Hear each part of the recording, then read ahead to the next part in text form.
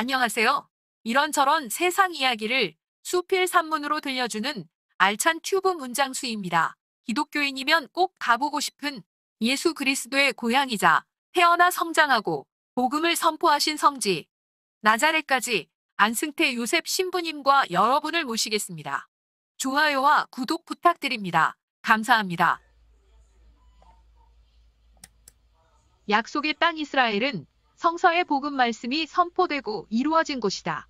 예수 그리스도의 고향이면서 그분의 땀방울과 눈물이 맺혀 있는 땅 이스라엘.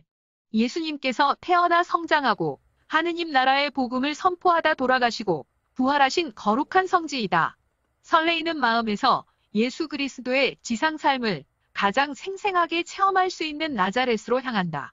카르멜 수도회의 엘리야, 예언자 기념성당, 순례자 숙소에서 하룻밤을 보내고 서둘러 출발한다. 버스는 순례단 30여 명과 함께 2시간여를 달려 나자렛, 주님의 탄생 예고 성당으로 달리면서 묵주기도를 한다.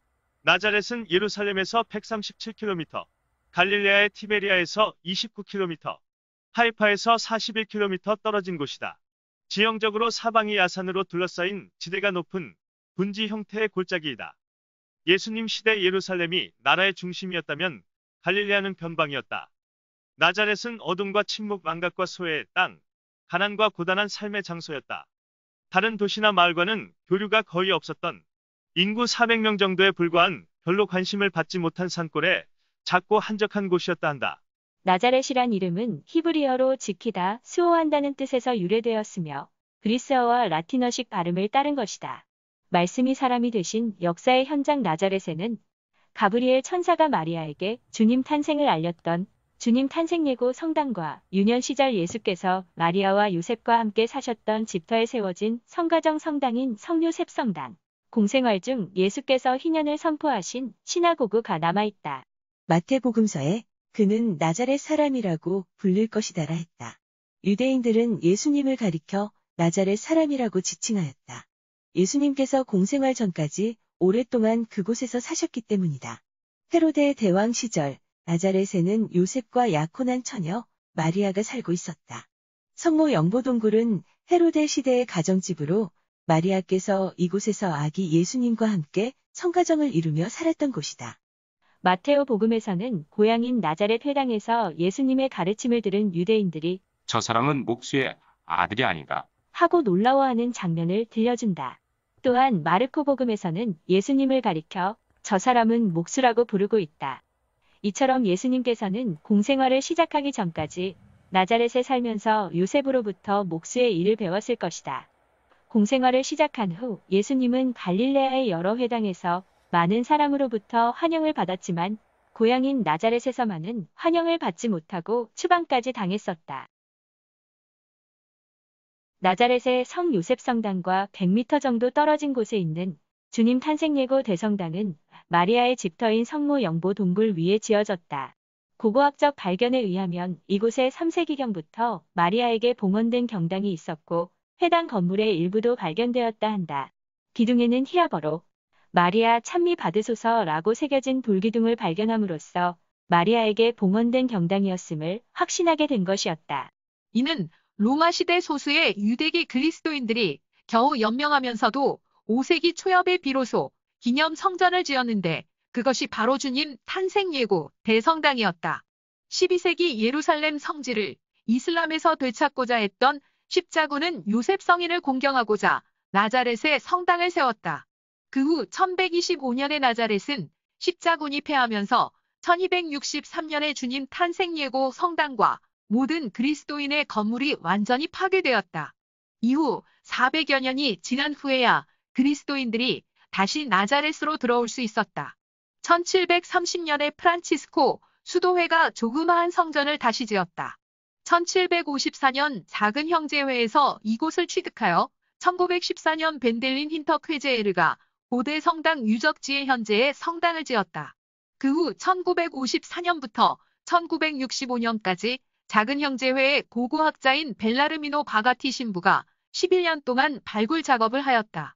수많은 동굴의 원시 주거지, 물 저장소, 곡식 저장소, 기름이나 포도즙을 짜내는 틀뿐만 아니라 정결례나 세례의식 때 사용한 계단이 있는 욕조 등 성전터도 찾아냈다. 1960년부터 다시 짓기 시작하여 1969년에 완공된 다섯 번째 교회로 1969년 가론의 추기경에 의해 축성되었다. 성모 영보 대성당의 2층 성당은 나자렛의 본당 신자들이 주일 미사를 봉헌하고 1층에 있는 성모 영보 동굴을 볼 수 있도록 설계되었다. 성당의 정면 제1위는 3m 높이의 청동 그리스도 구세주 성상이 있으며 아래 왼쪽은 가브리엘 천사가 오른쪽에 동정녀 마리아께 잉태를 알리는 장면과 그 아래 양편에는 4대 복음 사기가 새겨져 있다. 지붕의 둥근 천장은 성모님을 상징하는 백합꽃 모양의 천장 아래로 보이는 곳에 성모 영보 동굴이 보인다. 삼종기도가 처음 시작된 곳이며 동굴의 제대에는 라틴어로 이곳에서 말씀이 사람이 되셨다 라고 쓰여 있다. 성당 아래층 제단에서 올려다본 천장은 지혜와 순수를 상징하는 백합꽃을 거꾸로 세워놓은 60m 높이의 크고 아름다운 원뿔형 천정이다. 그 천장 지붕에서 빛이 아래층 제단까지 내리비친다. 성당 벽면에는 각국에서 보내온 성모자상이 걸려있다. 주님의 탄생 예고 성당에서 예정된 미사 시간을 기다리며 세계 여러 나라의 순례자들과 함께 교우들과 성당 내부에서 기도와 묵상을 한다. 주님의 탄생 예고 성당에서 미사는 이스라엘에 도착 후 첫 번째로 안승태 요셉 신부님 주재로 봉헌되었다.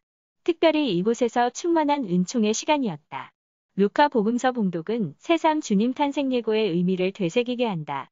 엘리사벳이 아기를 가진 지 6달이 되었을 때 하느님께서는 가브리엘 천사를 갈릴레아 지방 나자렛이라는 고을로 보내시어 다윗 집안의 요셉이라는 사람과 약혼한 처녀를 찾아가게 하셨다.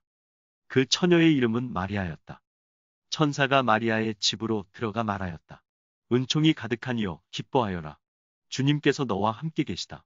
이 말에 마리아는 몹시 놀랐다. 그리고 이 인사말이 무슨 뜻인가 하고 곰곰이 생각하였다. 천사가 다시 마리아에게 말하였다. 두려워하지 마라, 마리아야.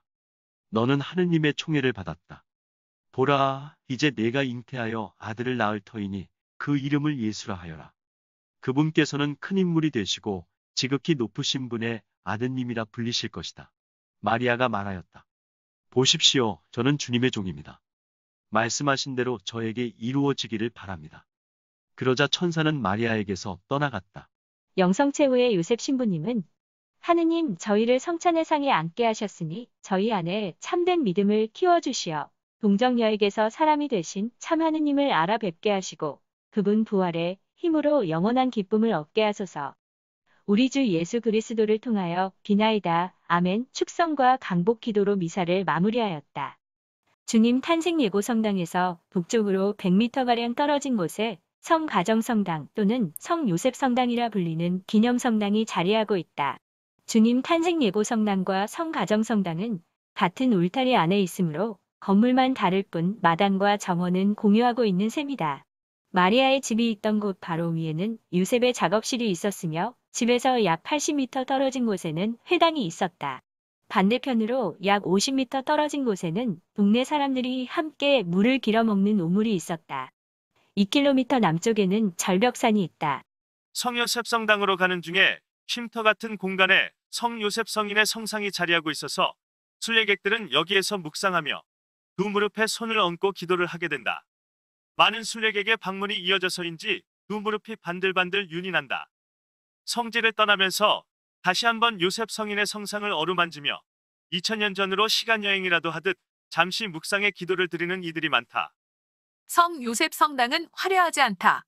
주님 탄생 예고 성당은 나자렛의 대표 순례지로 나자렛을 찾는 사람이라면 첫 번째로 방문하는 성지지만 성 가정 성당은 조용히 드러나지 않는 가운데 가장 역할을 충실히 수행했던 요셉 성인처럼 순례객을 맞이하는 듯하다. 성경에서는 요셉 성인은 단 한마디의 말씀도 없다.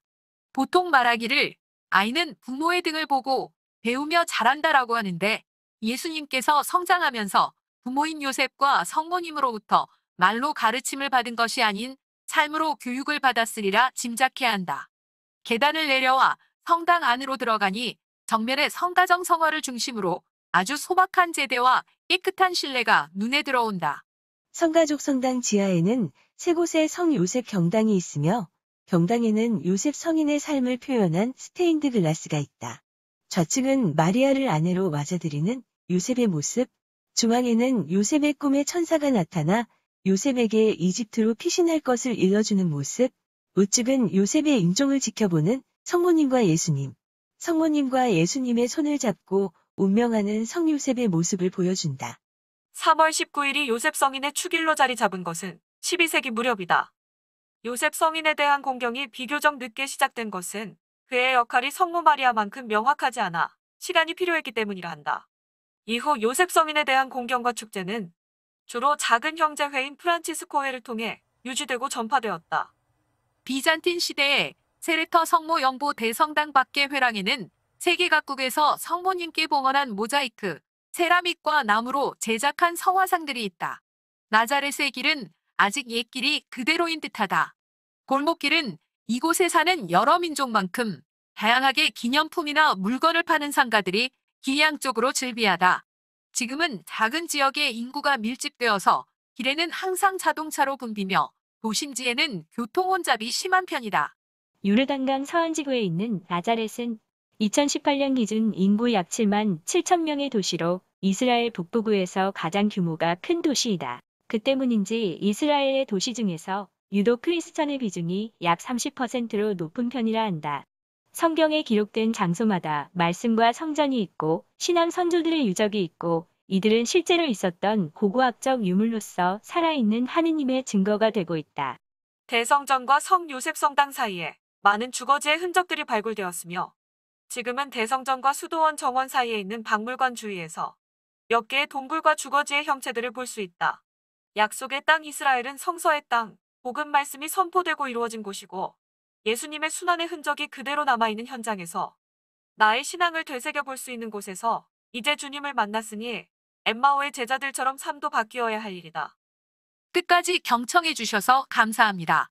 여러분을 예수 그리스도의 고향이자 태어나 성장하고 복음을 선포하신 성지 나자렛까지 함께 모시는 중에 은총을 받으셨나요? 좋아요와 구독, 그리고 알림 설정은 프로그램 준비에 큰 힘과 응원이 됩니다. 알찬 튜브는 더욱 알차게 마련하도록 노력하겠습니다. 이상 알찬 튜브 문장수였습니다. 감사합니다.